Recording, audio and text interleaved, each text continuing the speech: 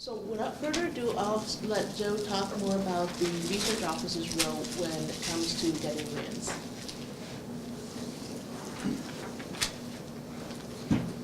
Thank you, Bonnie. Thanks for the invitation to come here. The thing I'm going to talk about something very quick because I think what you're here for is to learn how to put together an effective grant.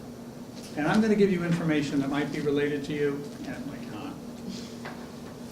What I'm going to talk about is are those grants to graduate students or whomever, where the award goes to the institution to administer it. That is true of NIH fellowships, NSF awards, etc. It comes to the institution and there's a grant account set up for you.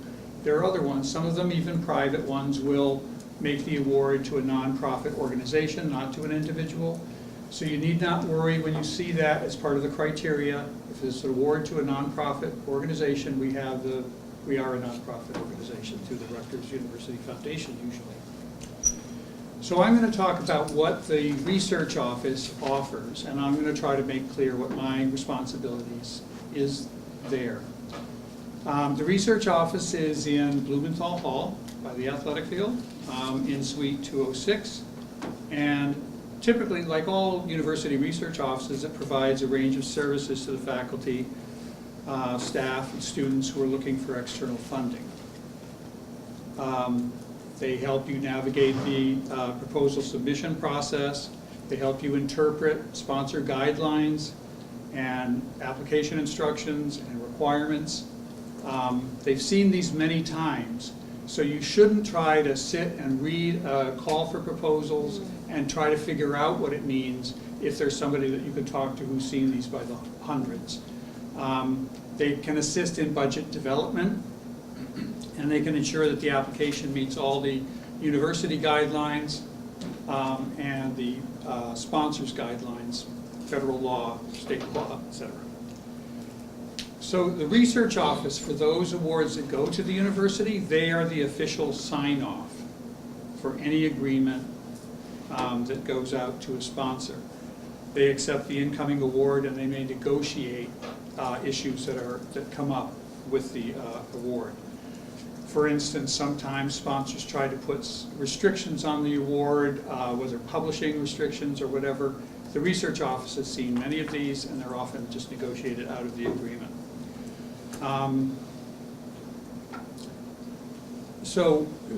But if you were applying for a grant that is to you as an individual, you need not go through the research office, and they probably, while they may have a brief conversation with you, it's not within their realm to make judgments and decisions about this. It's okay, just so that you're aware of that.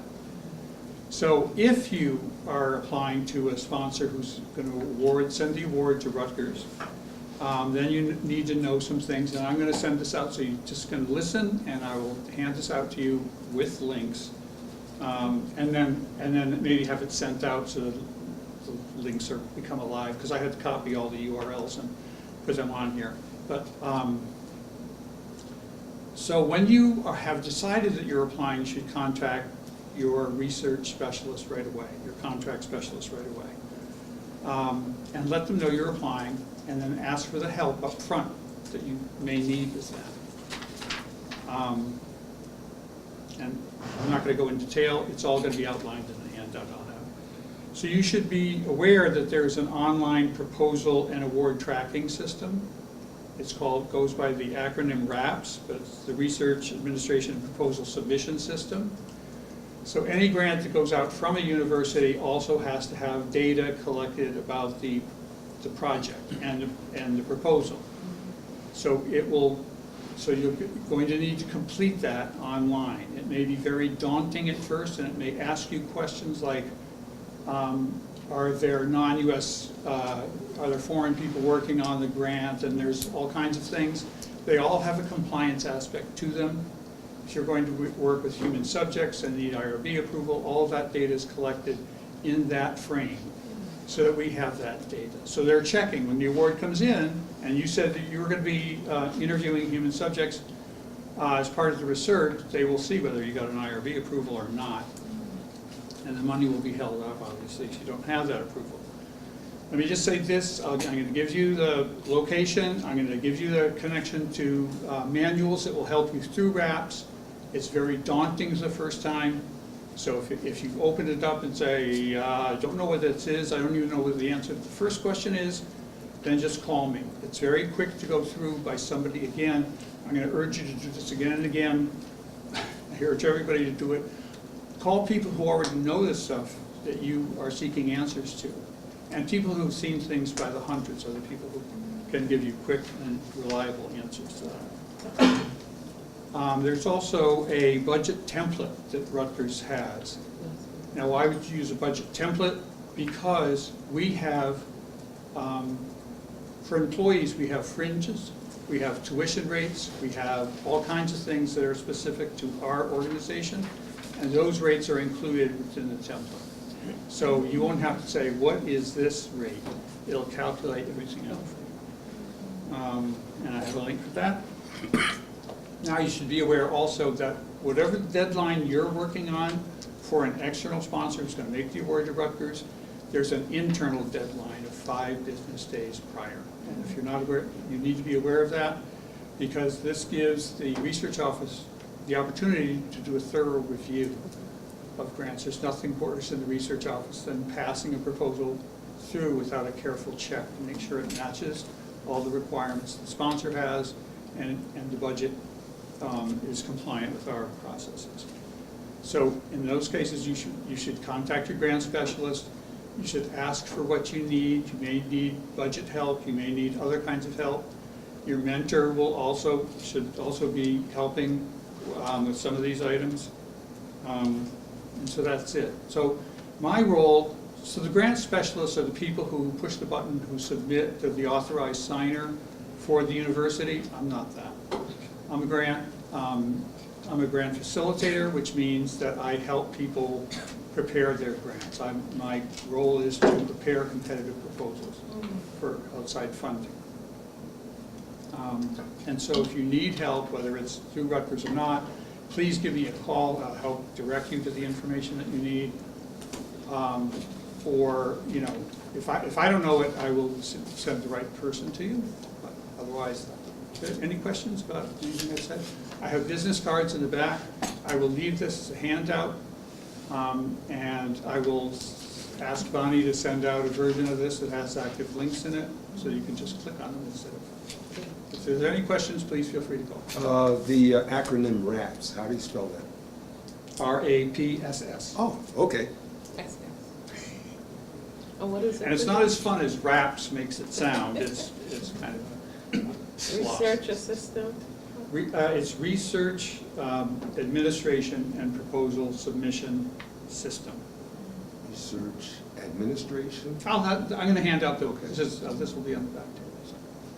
Okay, yeah. Are there certain grants that you as a facilitator will not recommend for someone to apply to? Like, is, you know, or is it if money is available and you can apply, then? Money is not always money. So sometimes if it's not appropriate for you, or if it takes you off in a direction. For instance, one of the things that's a rookie error here, and is that people try to adjust whatever their project to what the sponsor wants, and that's never a good idea. What you want to do is find a sponsor that's going to support what you want to do, not the other way around. So it's always a bad idea. You run it. I mean, you can make adjustments if it's in, you know, if it's in the ballpark and they can fund a part of what you're doing, and that's fine. But if people get pulled away by the Simon call of money to a project that they don't want to do in order to get funded, that's not going to be good. You'll find there's money available for your project, whatever it is.